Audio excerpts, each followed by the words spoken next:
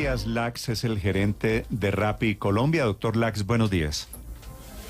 Buenos días, muchas gracias por el espacio. ¿Cómo los toca a ustedes? ¿Cómo afectaría especialmente a los rapitenderos la reforma laboral, señor Lax? Mire, si la reforma se aprobara tal cual está escrita, sería como retroceder 15 años en el tiempo.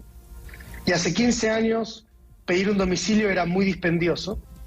Y hace 15 años una persona, y voy a poner un ejemplo, una madre soltera tenía que decidir entre trabajar 8 horas con un contrato tradicional rígido o quedarse en la casa y no poder trabajar, ¿no? Entonces, las plataformas y esta nueva modernidad lo que trae es la oportunidad a cientos de miles de personas de poder conectarse en sus horarios libres y cuando ellos quieran y como quieran, ya sea una madre soltera, un estudiante, un mesero que trabaja en un restaurante y quiere generar ingresos adicionales a sus ingresos. Y eso es lo que permite este tipo de plataformas. Señor y un Lax, dato muy importante, es como devolvernos 15 años en el tiempo. Quiere decir, si pasa la reforma laboral, ¿se acaba Rappi o se acaba la figura de los rapitenderos? Si pasa la reforma laboral, hoy hay un 90% de personas que se conectan menos de 20 horas en la semana en Rappi particularmente. Entonces, ese 90% de personas que utilizan a Rappi como un complemento de sus actividades, con la nueva reforma van a quedar excluidos del modelo. ¿Por qué? Porque básicamente la reforma lo que está buscando es que nosotros tengamos unos contratos rígidos, unos contratos tradicionales con cada uno de los domiciliarios. Esos contratos van a ser contratos de 8 horas. Entonces, pues las personas que se conectan poco tiempo y en los horarios que quieren, pues no lo van a poder hacer porque van a necesitar tener un contrato laboral con cada una de las plataformas. Una de las ventajas que tiene este modelo es que una persona se descarga la aplicación en su celular, se inscribe de forma muy simple, pasa unos controles de verificación de identidad y automáticamente ese mismo día está generando ingresos. La reforma lo que plantea es que la persona va a tener que enviar su hoja de vida a cada una de las plataformas, pasar un proceso tradicional de selección, lo cual hace que este sistema, que es absolutamente flexible en esos horarios, termine siendo absolutamente rígido. Y ahí es donde queda este 90% de personas por fuera de estos modelos. Y eso creería que sería muy injusto. Pero entonces, doctor Lax, aquí hemos hablado estos días de varias cifras relacionadas con el número de rapitenderos que estarían afiliados o que utilizarían la plataforma de Rappi. Finalmente, ¿cuántos son? Y de ese total que usted nos va a comentar, ¿cuántos podría absorber, cuántos podría contratar la compañía Rappi? Si tomamos la cifra de personas que han hecho alguna orden en los últimos meses, hablamos de 150.000 personas inscriptas como domiciliarios. Si vemos la cantidad de personas que han hecho alguna orden en el último mes o 4 semanas, hablamos de 60.000 personas. De esas 60.000 personas o de esas 150.000 personas, el 90% lo hacen con muy pocas horas de conexión y esas personas son las que automáticamente pues, no tendrían acceso a la plataforma. Eso quiere decir que solamente podrían ser contratadas con este tipo de contratos rígidos contratos rígidos, el 10% de esas personas. Podrían ser 6.000, 7.000 personas, más o menos. Aún así, el viceministro de Trabajo, Edwin Palma, nos decía hace poco en estos micrófonos que no iba a tener ninguna implicación sobre, por ejemplo, los rapitenderos, que no lo debería tener. ¿Ustedes han hablado con el gobierno para entender cuáles son las cuentas y los cálculos que ellos están haciendo versus lo que ustedes están entendiendo? Nosotros a través de Alianza IN hemos estado en comunicación y en muchas reuniones con el viceministro, con la ministra y con todas las autoridades, expresando propuestas de regulación. Y algo muy importante a tener en cuenta es, nosotros sí queremos ser regulados y sí queremos una regulación, pero una regulación que incluya a los cientos de miles de personas que hoy se benefician de este modelo. Entonces, la discusión no es regulación sí o regulación no. La discusión es, busquemos una regulación que reconozca la flexibilidad y las bondades del modelo, de esta modernidad, regulémoslo, busquémosle beneficios a las personas que se conectan a las plataformas y que todos ganemos. De la forma que está planteado, todos perdemos. Sí, don Matías, ¿y cómo podrían ganar todos en la cadena y qué propondrían ustedes para que se incluyera en la reforma laboral? Mejorando las condiciones de los rapitenderos hoy, pero teniendo en cuenta también que el mercado laboral cambió y que ya no pedimos domicilio como en 2008, que era por teléfono fijo, sino que estamos en el mundo digital. La regulación que deberíamos poder construir es una regulación que incluya y que reconozca esta modernidad. En este sentido, Alianza I, que representa a todas las plataformas, ha presentado una propuesta muy concreta que es el pago de ARL para aquellos domiciliarios que generan un ingreso mayor al salario mínimo, aquellos que generan un ingreso menor al salario mínimo, un esquema de seguros, y luego buscar algún tipo de concurrencia para el pago entre los trabajadores y las plataformas, para el pago de pensión y de salud. Sí. Y de esa forma creemos... ¿Cómo sería esa concurrencia? Una regulación... Perdóneme aquí, me le atravieso, don Matías, pero dale. ¿Cómo sería esa concurrencia?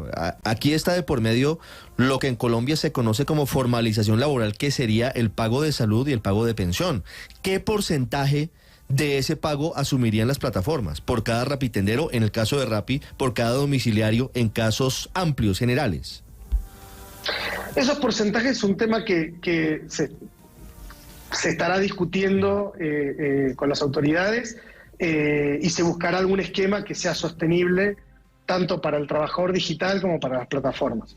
Pero no hay una negación de parte de las plataformas de no contribuir a ello o de no regulación, ¿no? Entonces, lo que sí queremos es una regulación que haga que todos ganemos y una regulación que sume y que no por buscar contratos rígidos y tradicionales para 6.000 personas dejen a cientos de miles de personas sin la posibilidad de poder generar un ingreso adicional con tanta facilidad como lo generan todo tipo de plataformas.